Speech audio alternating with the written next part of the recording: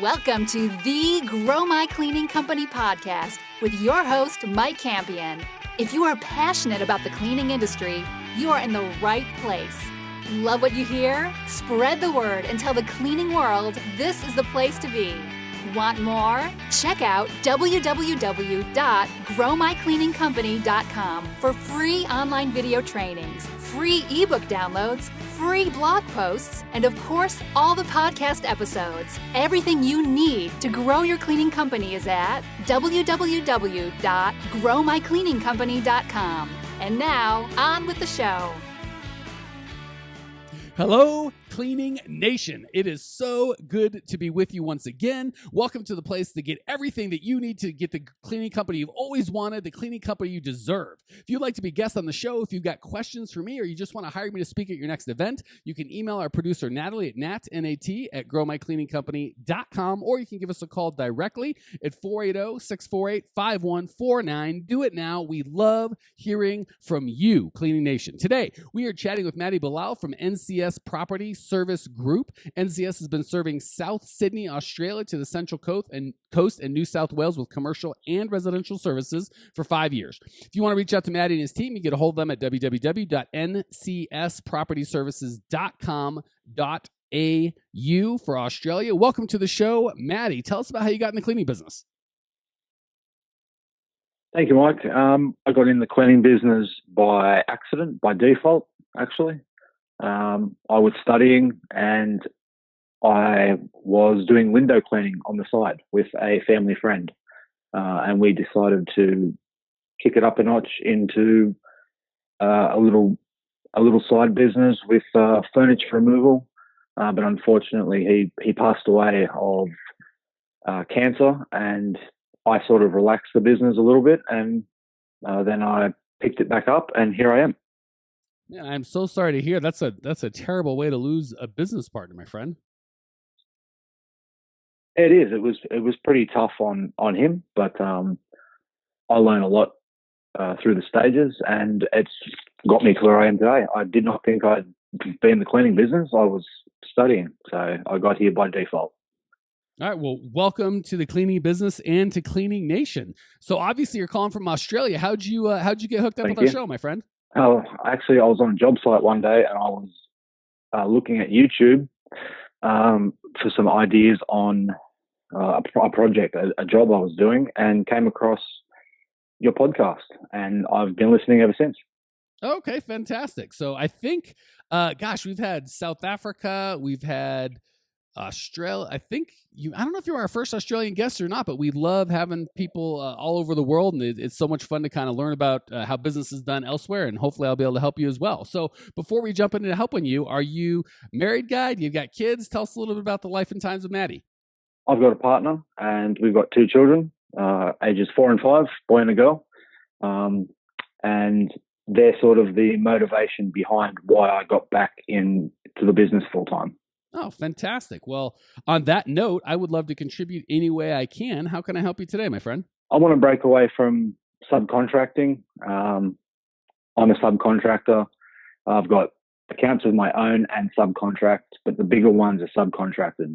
And I want to use those, the experience I've gained to compete with those bigger companies. So I want to learn how to compete with them and how to stand out, basically. Okay. Well, we've talked about this kind of tangentially off and on in a couple different episodes, but I'm glad to talk about specifically how to transition from subcontractor to contractor.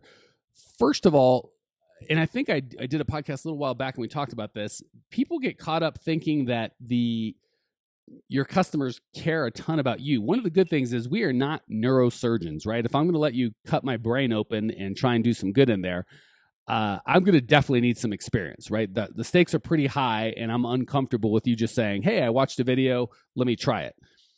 The flip side is, because we're not in that business, we're in the commercial contracting business. And again, it may be a little different in Australia, but certainly in the States, and even with the overseas people I've talked to, people really just want to know that you can solve their pain. So sometimes they'll ask for experience, but what they really want to know is, again, we're cleaning, right? So it's not like you're going to go in. Are you talking about? Actually, I should ask a couple questions first. Are you talking about floor work and carpet cleaning? Or are you talking about janitorial services, or both? We cover the whole lot. So we work 7 days a week. We do retail stores, we do buildings, we do offices, medical centers. Right. But the services you perform, do you perform janitorial cleaning services or floor work or carpet or all three? All three. Okay. So I don't know that I would attempt to start with floor work. I'm a big fan of janitorial because it's monthly, and I know the floor work one by one can be a little more profitable in terms of margin. But if you think about, you do a floor job for $2,000 and it costs you, whatever, and you make $1,000, that's not bad. But when you sell a commercial cleaning contract for $1,500 a month, ideally you'll get paid that $1,500 a month for years to come. So overall, that's just more profit. So I always start with the janitorial. Yeah. Certainly when you go into floor work, it might be a little harder to get direct, and they might want a little more experience. Not always. Generally, they're just going to want to know, can you solve my problem? And you'd be surprised at how, if you bid right, if you present, if you have a good presentation of your bid package, if you have a good conversation with them, if you set the stage right, they're really. I don't know that when I had my commercial contracting company, I'm sure it happened once or twice, but I can't remember ever somebody saying, tell me, who have you done this before? Like, I don't trust you. Like, what experience do you have? If I just presented myself well, that was enough. So that's where I'd start. I think some of it might be, have you been running into that problem of people saying, I want a list of your other customers, or is that just a fear that you have might happen? Sometimes they ask for references. Other than that, if they're out looking for someone, the bigger, more well-known companies is who they're going for. Not so much. They're not looking at our website. They're not looking in our direction. That's what I mean. Okay, so it sounds like there's two pieces of it. One is, I hear you saying, how do you get their attention? How do you get the opportunity to bid? The second is, what do I do if they ask for references or they want more experience than I've got? Yeah, that's correct. Okay. So let's take the second one first. If I don't think they're going to ask for references. B, just be totally honest. Say, I've got 8 jobs or however many you've got. 4 of them I work with directly. Here's their numbers. You're welcome to call them and ask how I've done with them. The other 4 I've subcontracted through another. Just tell them straight up. So you can tell them you've done the work. You're explaining, hey, I have a subcontractor, but I've done this job. You can't call them because it's through a subcontractor, but I've done it. I'm happy to provide pictures. And here's the jobs that I've done. But more importantly, I'd ask a question. So the way I would do that, if they said to me, hey, Mike, tell me the jobs that you've done. I go, well, and I give them a 10-second explanation. I've done 3 or 4 here. I've done 3 or 4 there. But there's a reason you're asking me that question. Tell me why that's important, right? Because they're not wanting to know what jobs you've done. They're wanting to know, can I trust you? Do you have enough equipment? Will you do what you say you're going to do? So let them tell you about that, and then really spend more time answering that question. So if I said, hey, well, I've done these jobs and these jobs, but there's got to be a reason you're asking that. Tell me about that. And they go, well, you just seem small and I'm not sure you can do it. Then I would go, that's a great point. Let me give you my bonding insurance, copy my bond. So if I ever take money, first of all, I don't know what your payment terms are, but you can say, hey, for the floor work, we're not going to get paid until after we're done, or we get a deposit, but we won't get the bulk till it's done. So you're protected there. Yep. Second, here's my insurance information. Third, because I'm small, you are my top priority. Not only am I looking to make this job go well for you, but I would like you to be a reference, right? I need that. So quite frankly, I'm going to go above and beyond and break my neck to make sure that you don't just have an 8 or 9 experience, but that you have a 12 experience, so you can be a good referral for me. Is that something you're comfortable with? And 9 times out of 10, people are going to go, yeah, that sounds great. And then they'll think, this is a small company. He needs the work. He's going to do a better job. And you've now kind of repositioned your lack of experience in terms of, hey, we're going to be a big deal for him. Is any of that, any questions, or does that all sound like something that you could do and you can see working? That sounds perfect. That sounds spot on. Actually, okay. Yep. So that's how I would deal with that. And just remember, a lot of times people don't know what to ask. If they're asking a bunch of weird questions, it's because you haven't taken control of the sales process. So I think they might be like, well, I feel like I should ask something. I can't just get a price and then tell them to leave. So like they'll go, what other work have you done? And again, they're really not looking for references or that. And they're never going to call them. They just don't know what to ask. So if you take charge of that conversation, they're just making conversation. Yeah. Yeah. And again, you have to answer. Don't ever, be shady or try to, because again, even if they're not interested in the question, but you're like, well, I've done some work, but I can't really share. And I don't know. And I promise it. And if they get any feeling that you're trying to be, suspect or you're not sharing everything, then the thing that started off as just making conversation is now a real concern. Like, wait, why is he being so shady? So I think if you're ready for that answer going in, that's going to help. But more importantly, take control of the conversation. So when you walk out, if you just act like you've done this before, and not act, you have done this before. Just like when we do podcasts, right? Nobody interviews me because as soon as we get on the phone, I take charge and say, here's what we're going to do. Here's the thing. We've got the deal, blah, blah, blah, as you just experienced. And no one's ever said, well, I don't know. Have you done a podcast before? How do I know this will be good? So there's a lot of nonverbal ways that you can verbal and nonverbal ways that you can communicate. You're in charge. They can trust you. They can follow your lead. You know what you're doing. And I would focus on those more than trying to worry about exactly how many jobs you've used and who to use, or who you can use as a reference. Any questions on that before we move on to how to get their attention? No, that's all perfect. That's very straightforward. Very good. Yeah. Cool. So what are you doing to get their attention now? How have you gotten the jobs that you've gotten? Not the subcontracted jobs, but the direct jobs. Okay, I've done direct mail, like face-to-face, Google AdWords. What else we use? Facebook, Gumtree. Gumtree, like free advertising from, online, anything online, basically.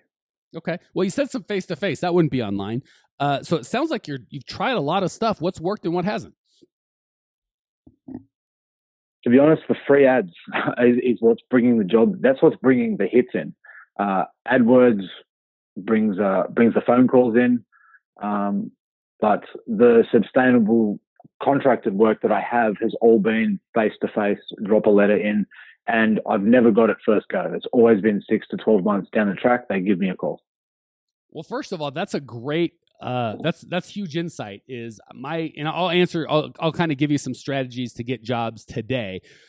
But my favorite way to get a job is a referral. My second favorite way is to have, and we talk about this in other episodes, where you've got your website set up to collect their information. So you give them a lead magnet or a checklist or some sort of downloadable thing that somebody that's looking to get a cleaning service would be very interested in exchange for their contact information.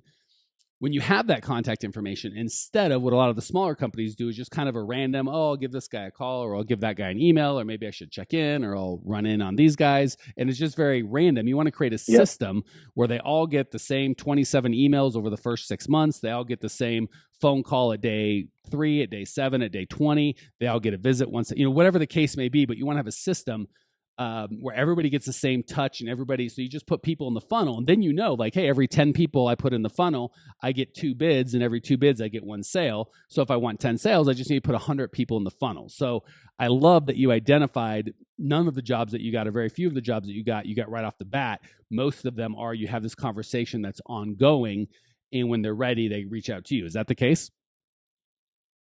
That's exactly how it's happened, yes. Okay, cool. So I love that. So first and foremost, I go with referrals. Have you gone to the people that you're working for now and contacted them about getting a referral or a reference of other people they think would enjoy your services? Yes, I have. Every time I run into the clients, I always, mention, because a lot of them are chains. Their business, they're not a single business themselves. So I always ask, can you speak to the people in the next town, or can you speak to your boss next time you see him, because he might control 4 buildings.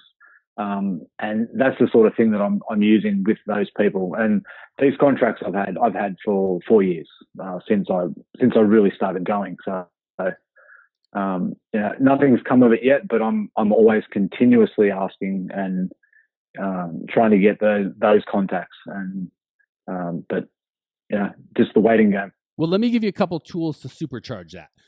First of all, I'm a big fan of giving value before you ask for value, or before you get. So instead of going and asking for, or I shouldn't say instead of, here's a way to do it that might be a little more effective.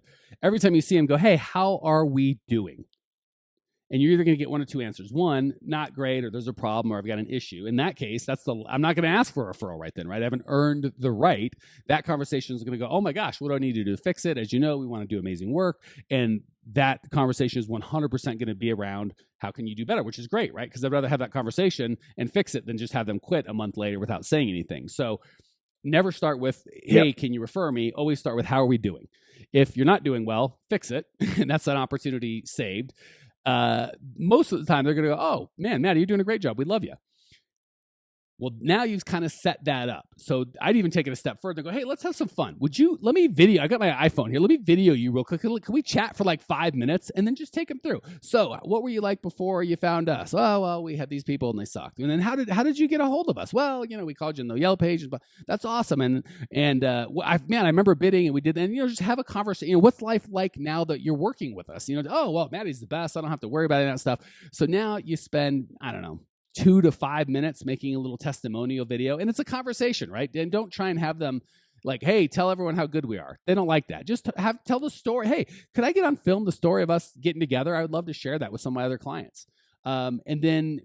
And the cool thing is, once you do that, they'll start trying to tell the world how great you are. So you don't have to say, tell everyone how good we are. You just say, how did we get together? What was your life like before? How do you like it now? Man, I remember we did this. You just kind of have a conversation, and they'll immediately start telling the world how awesome you are just because you've got a camera on them. Is that all? Are you with me so far? Yep. That's good. I've never would have thought of that in a million years. That's why I'm here, my friend. It'll take you 2 minutes. It's a ton of fun. Yep. And now 2 things have happened. One, they told you, Matty, you're doing a great job, because you asked them, how are we doing? You're doing great. We love you. Oh, okay, shoot. Would you tell your story? I'd love to have a little chat. We'll just video, put it up on the website. It'll be fun. Now they've told the world, oh, Matty's the best. So it's really hard for them not to give you a referral now, because they just told everyone how amazing you are. So instead of saying, hey, would you, if you get a chance, tell those guys, after you do that, go, man, you are amazing. I really appreciate the help. What do I need to do to get all of your work? Just ask them that. Now there's the way you phrase the question. A, you've given a lot of value. You put them on film so they feel important. You've asked how your service is, and are you doing a good job? They said you're doing amazing. So you've already given value. You've made them feel great about A, working with you, B, about their day. Now, instead of saying, hey, I forget how you phrased it, but it was kind of an option like, hey, if you get a chance, tell them we're great. They already told everyone they're great. You've got the video to prove it. You go, what do I need to do to get it on all of your business? Right now, the way you phrase the question, the only way they can answer is what you need to do, right? Yep. Cool. And generally, they're not going to go, there's nothing you can do. It's impossible. Right? And if they do, you go, come on, if we did it for free, I'll bet you they'd let me start. Well, yeah, for free. All right, what about $100? Yeah. Just start that conversation instead of, if you get a chance, do this thing, to right now, what do I need to do to get that work? And that conversation, especially after the video you just shot, will be way higher caliber. Okay, gotcha. Cool. So that's what I'd start with on the referrals. Like I said, the best, easiest client is always a referral. They pay more, they're happier, they're nicer human beings. It costs nothing to acquire. Those are your Cadillac of new clients, would be referrals. And there's no way that you said, hey, if I had them 4 years, it's the waiting game. Say, I've had you for 4 years, and for 4 years I've been saying, hey, shoot me let me know about the other guys. Enough of that. What do I need to do to get all your work? Just tell me and I'll do it. Yeah. Okay. So that's the first way. We've only got a couple minutes left. Actually, we got to hit the lightning round. Let me say one quick thing and we'll move on. When it comes to the free stuff or the Facebook or the AdWords, it sounds like you've tried a lot. Listen to some of the other episodes. It's really not about what medium you use, like Facebook's good or Google's bad or pay-per-click's good or face-to-face is bad. It's really understanding your customers, what's important to them, what keeps them up at night, what problem they want solved, and just being able to demonstrate that you understand their problem better than anybody else. You don't have to tell them you can solve it. Just demonstrate you understand it better, and you'll be shocked at how many bids that you get. So I'm not trying to give you a quick answer, but I do want to hit the lightning round, and we're running out of time. Any quick questions before we hit the lightning round? No, it's very straightforward. It's all very good advice. All right. Well, I've been yapping this whole time. Here's your turn, my friend. 3 quick questions. You're going to give me 3 amazing answers. Question number 1, what's the best piece of advice you've ever received? Best piece of advice. Any setback is a setup for a comeback. That's just a little saying I was told once, and it's always worked out for me. I like that. I'm gonna steal that and claim it as my own. Question 2, what's the biggest mistake you've made in the cleaning business? Maybe you can save us from having to go through it ourselves. My biggest mistake over the last few years has been taking on too much responsibility for myself and not trusting my team, my staff. It's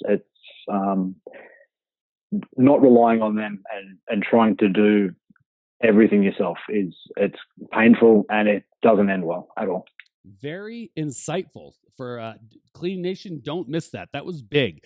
Taking on too much responsibility, not trusting your staff. If you don't trust your staff, it's because you got the wrong people, or because you haven't trained them well, or because you're insane. If you've got the wrong people, get the right one. If you haven't trained them well, train them. If you've got the right people and you've trained them, trust them and let them do their job. So well said. Thanks for sharing, Matty. Last question. What's one idea that Cleaning Nation can put into practice right now, today, before their head hits the pillow, that will improve their lives and or their business?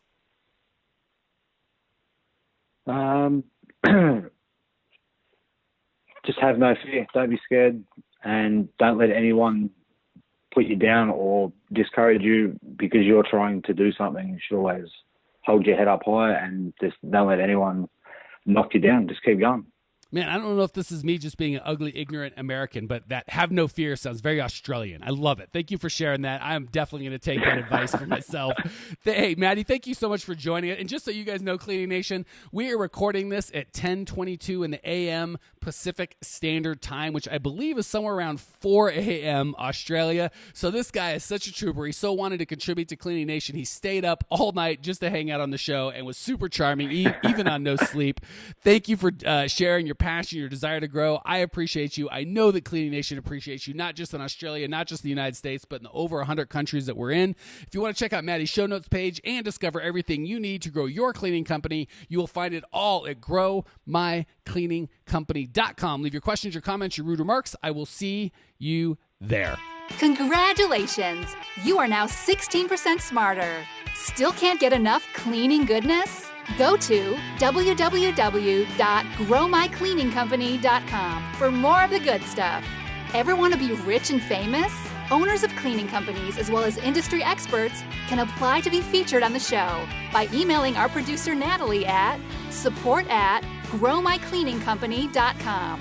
Until then, don't miss out on all the latest cleaning industry lovin' at www.growmycleaningcompany.com. Check it out now.